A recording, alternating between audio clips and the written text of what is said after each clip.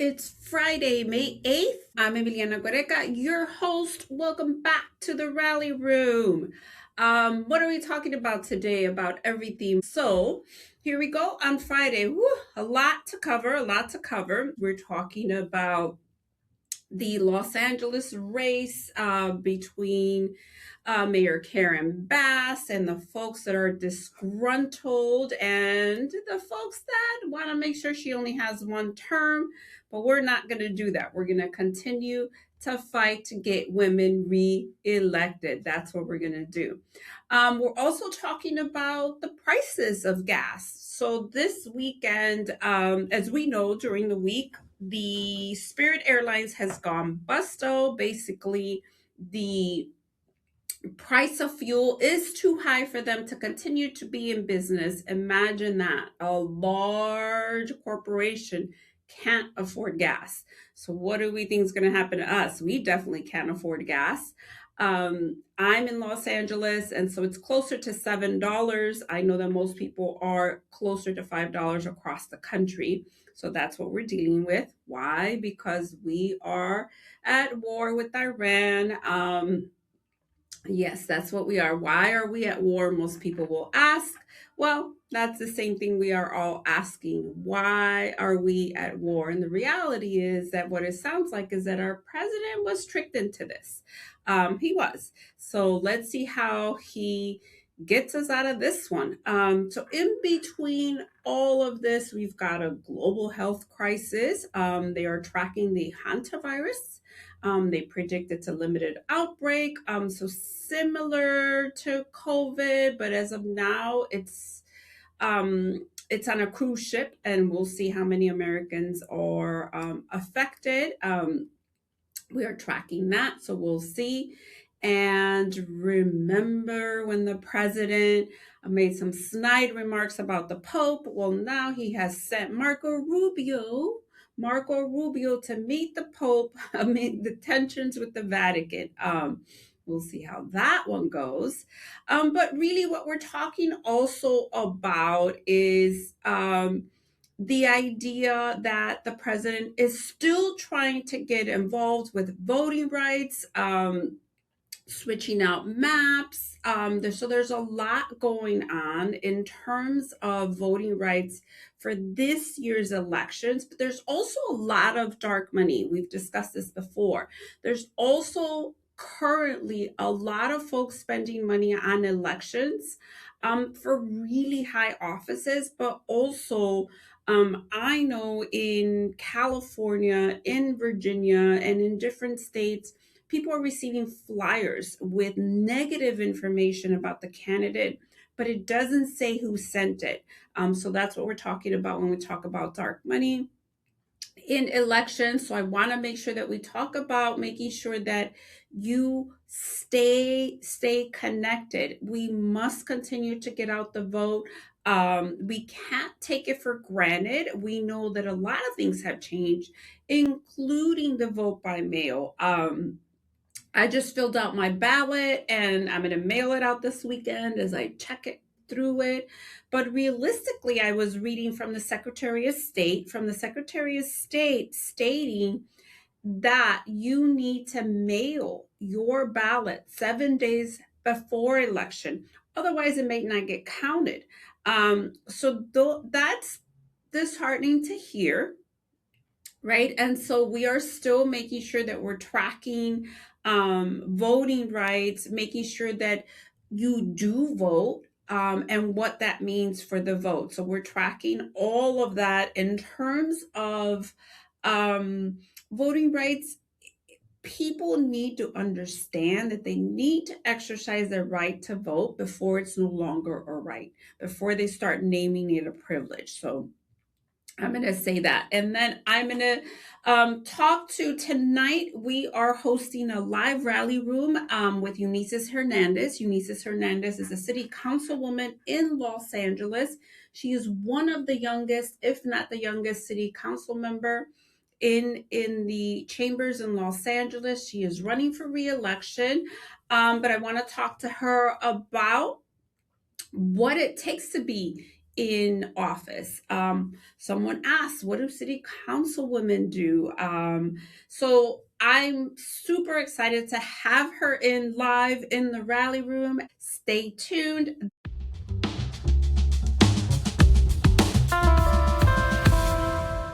Right now, joining me today in the rally room is Eunisses Hernandez, a luchadora. Welcome to the rally room. Thank you so much for having me. Are you kidding me? I want you to tell me a little bit about yourself. I've followed your campaign. I'm a fan. Tell me a little bit about yourself. Well, Emiliana, my name is Eunisses Hernandez, born and raised in LA in Highland Park. I've lived there my whole life. I've spent my career fighting for justice for our most vulnerable community members, mostly around criminal justice reform issues, around our young people, working families, trying to build out alternatives to incarceration, trying to prevent harm and violence from happening in the first place. Why? Because I'm a survivor of violence. My friends and families were impacted by the carceral system, immigrant prisons. And so I did that for about a decade, and then I decided to run for this seat. But I'm an animal lover. My entire career has spent trying to bring justice for our communities, and I'm gonna keep doing that. I'm doing that in City Hall, but that is driven by my life experiences, what my loved ones have gone through, and I love dogs. Absolutely. And I'm a cat lady, so just so you know. We love it. So I wanted, so just so you know how way back I go, when I saw you running for your first term, I was like, we need her in office. And I remember volunteering, and I know that everyone was like, she can't win. And you are proof that we can win. Absolutely. Women are electable if we elect them. So I'm super proud that you are running for your second term. And so I want to talk about what has been, and this is from someone that sent it to me, what has been your biggest challenge as an elected official? My biggest challenge as an elected official, breaking the bureaucracy's pattern of doing the same thing over and over again and expecting different results, right? They've been wanting to do this program this way because the law that dictates it was written 25 years ago and it says that's what we have to do. And no, breaking that, breaking the pieces of bureaucracy that don't work for us is what we've been focused on, because then that helps our city evolve. And that has been the biggest challenge because it happens so regularly, right? My team, we used to get excited to be like, oh wow, we're the first ones asking about this, or we're the first ones doing this. And after, it's like, oh my gosh, why has no one, this city has existed for over 100 years and no one's moved on this issue? And so that part of like breaking the part of bureaucracy that doesn't work has been the biggest piece, because that is the things that makes things turn into molasses. That is the thing that makes the government not evolve to better serve our people. Absolutely, absolutely.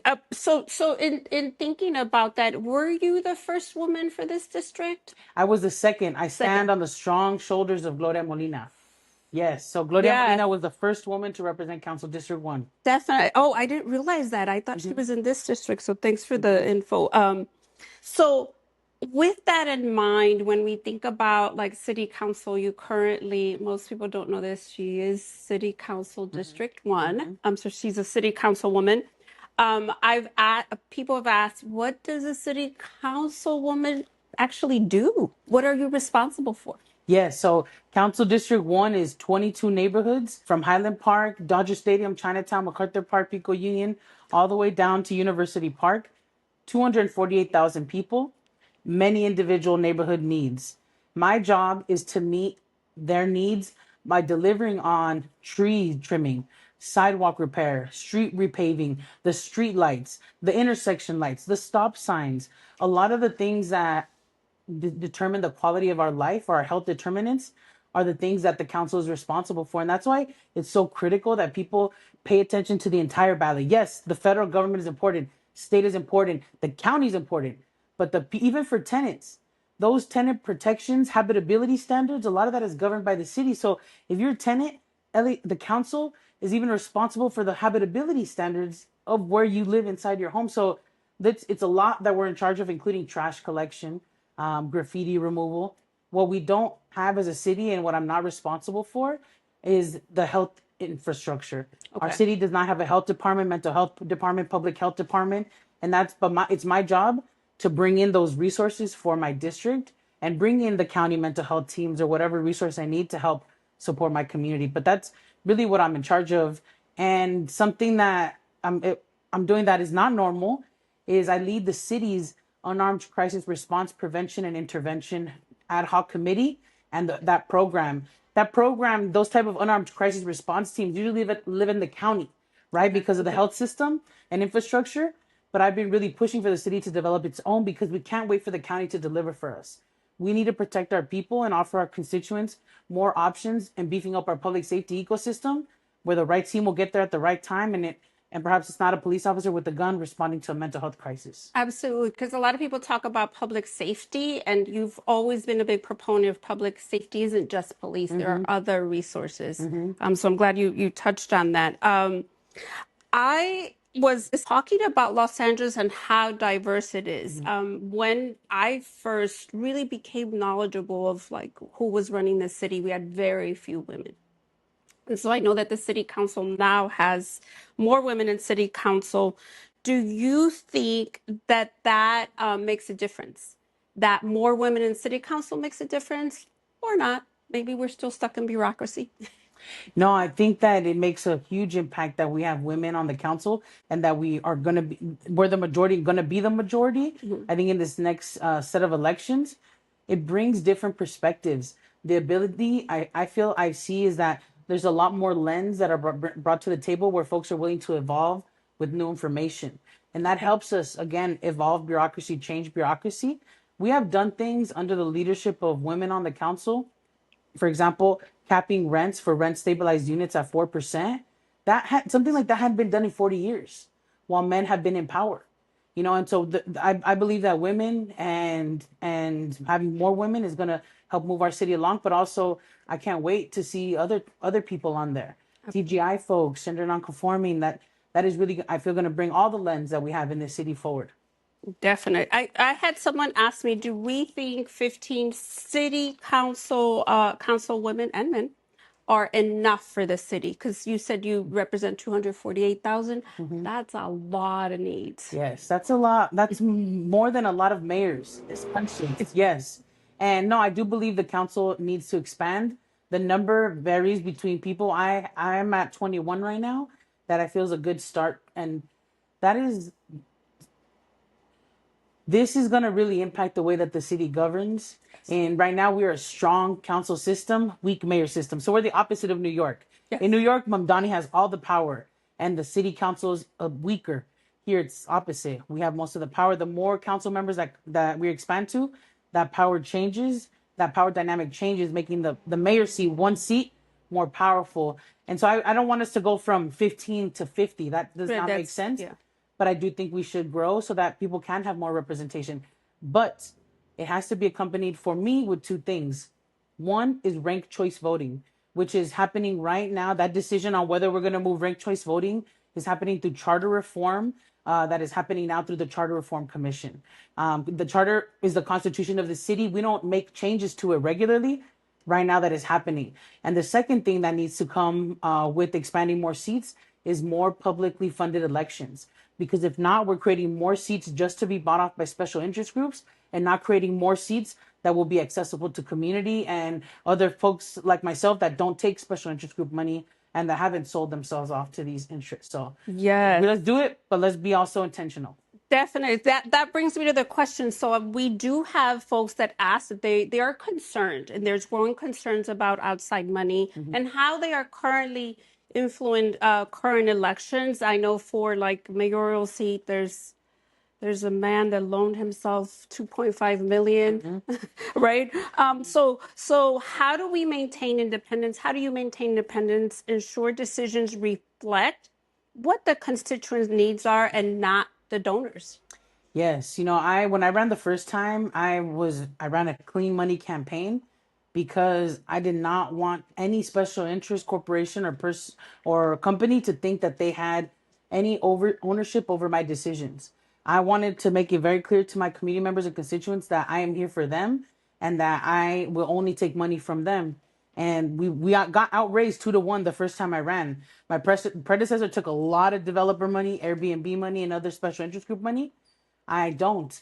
And now that I'm running again as the incumbent, you would think that it does come with a different type of support, but I still am a grassroots candidate where I'm not taking special interest group money and trying to make sure that people again know that I'm with them. But money influences the government. When you have short-term rental companies or other type of companies maxing out at campaigns, opening up independent expenditures, you as a candidate know, wow, they just put $300,000 to support me. I'm gonna have to make sure that when I think about this policy, I have to take them in mind. There's you can't put a wall. You can't separate. You can't. You can't. Absolutely not. Even though that says that you do. I Yes. think at the end of the day that you can't. No, and you're influenced, and I've seen it in City Hall. I've seen it in City Hall chambers. I've seen it when we're discussing policy, and I wish that I didn't. But corporations, special interests still hold a lot of power in this city because our elections are not supported enough with public resources and still very much open for purchasing by special interests. Absolutely. Well, and billionaires, it's Yes, costly. So it's yes. costly to run elections. That's Absolutely. what people don't realize. It's like, oh, well, no, it's costly. Mm-hmm. So I do want to talk about, I think you touched upon it, why we need to get involved in local politics. But I want to talk about, like, looking ahead. What does success look like for you in that second term? Because I know you've got it. What does that look like for you?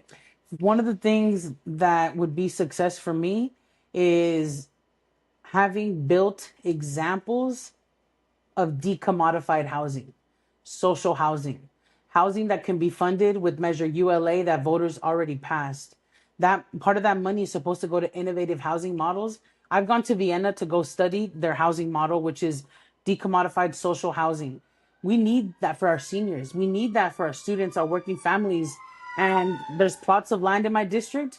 There's buildings in my district that with Measure ULA money, perhaps we could buy buildings or even build on vacant lots that we have as a city, these type of models. And for me, that would be super success is getting that, because right now housing is extremely unaffordable in this city. And then the second piece is that our city would have full coverage of unarmed crisis response.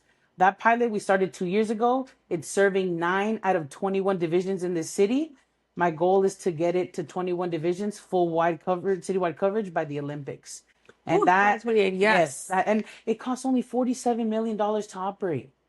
And that's nothing compared to how much we pay in lawsuits when LAPD kills somebody or hurts somebody.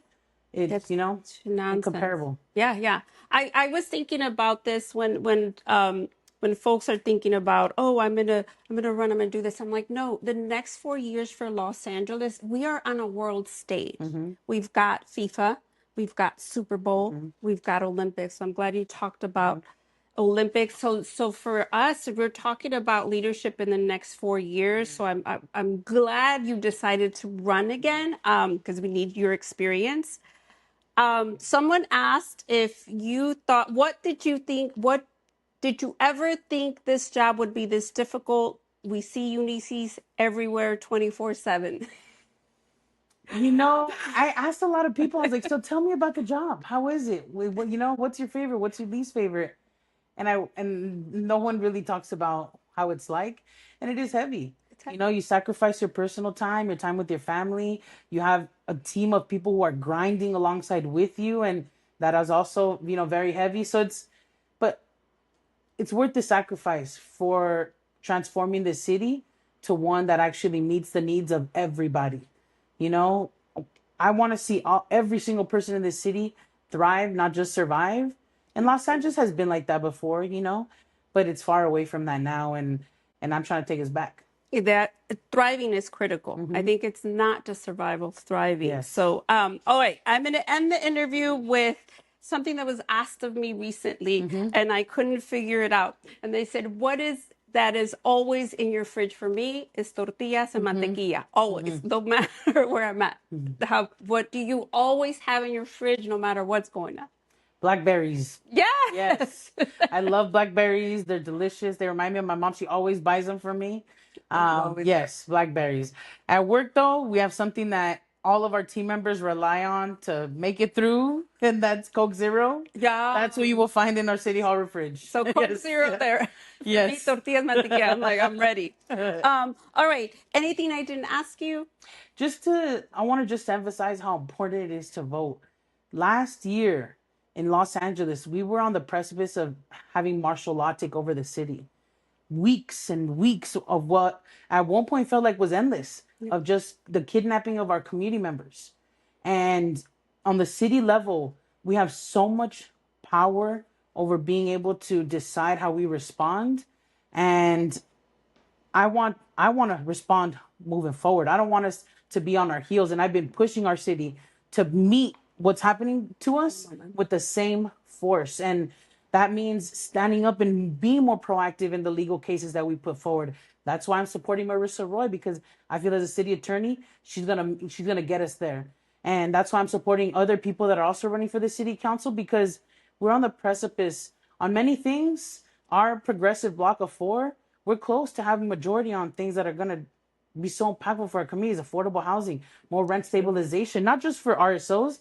What about rent stabilization for our market rent units that our teachers or working families have to live in and have no choice? So much can change in this city if people vote. CD1 has had a tradition of having a low voter turnout. Yes. I urge people to vote young. We have the largest block of voters in their 30s. These are people that right now can't buy a home in this city. Why? Because for decades they have not been prioritized. And this district in particular, one, has been sold off piece by piece to developer for project after project. And I'm trying to prevent that displacement. I'm trying to create pathways for them to be able to live here forever if they'd like to. But they have to vote, because if not, the next person is just going to sell them out, because that's who I'm running against. Right, right. So aside from the voting, I also think it's the get involved in local politics, because yes. local is where it's at. Volunteer. If you don't like what's happening, get up, go volunteer, make phone calls, knock on doors, do whatever you can do to elect locally, because that's where it starts. Yes. So, And start on your block. Become the block captain. You can be exhausted from watching it on Instagram, or you can be exhausted from hitting boots on the ground and doors in your community. You decide. absolutely, absolutely.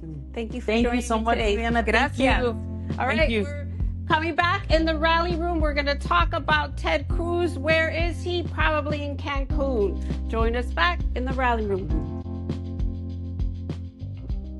Thank you for joining us with Eunisses Hernandez. It brings us back to the rally point and why we need more women in office. So as we speak, the Supreme Court has extended a short-term order to continue allowing nationwide access to mail order mifepristone, which we know as Miffy, an abortion medication, in a shadow docket decision. So the U.S. Courts of Appeals in the 5th District in Louisiana ordered a ban on the shipping of the pills through mail through May 1st. So we know that did not happen. So Justice Samuel Alito responded with the emergency request from the Fifth Circuit, granted a temporary stay.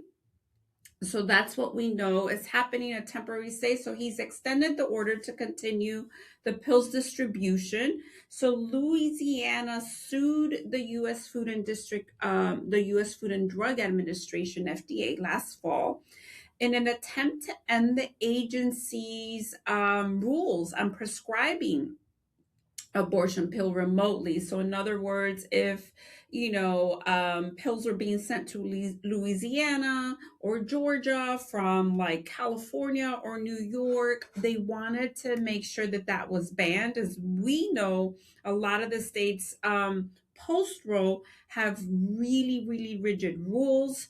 And so the women in different states have resorted to telehealth, to ordering medication, which is their right. And so now a lot of the states are suing. It went up to the Supreme Court. As of today, you could still mail mifepristone to anyone in the state. So this is what the fight is about. The fight is about reproductive rights. The fight is about women. And realistically, it's the fight to control women. It is the fight to control women's bodies. It is a war on women. And so we have to make sure that we are fully represented at all levels of government. Why? Well, because then there are people that make rules like this.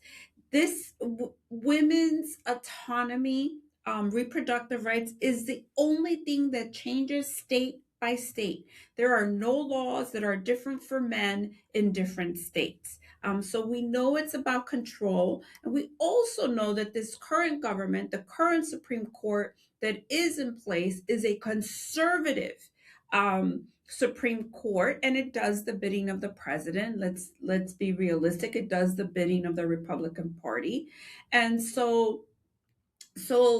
what we're looking at is making sure that people have other plans, that abortion providers have a plan in place to offer alternative medication to patients.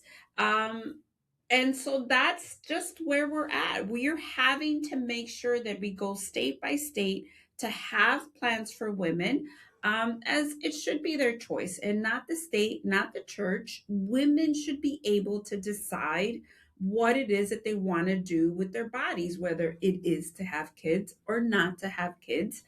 It should be their choice. So that's what we're following. We know that the Supreme Court has extended the access to mail order abortion medication. So that's a win this week, which in a week that there aren't a lot of wins, that's a win there. So we're going to, again, continue to keep track of this. I'm Emiliana Guereca, your host in the Rally Room. Send me questions if you like this episode. Share, subscribe.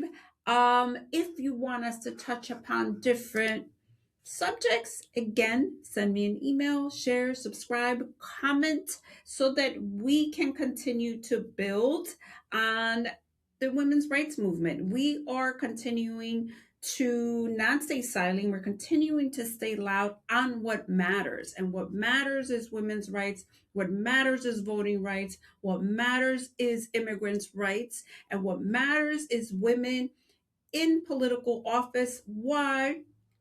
Because we are over half the population and representation matters. So thank you for joining me in the Rally Room. I'm Emiliana Guereca, your host. Subscribe, share, and we'll see you next week.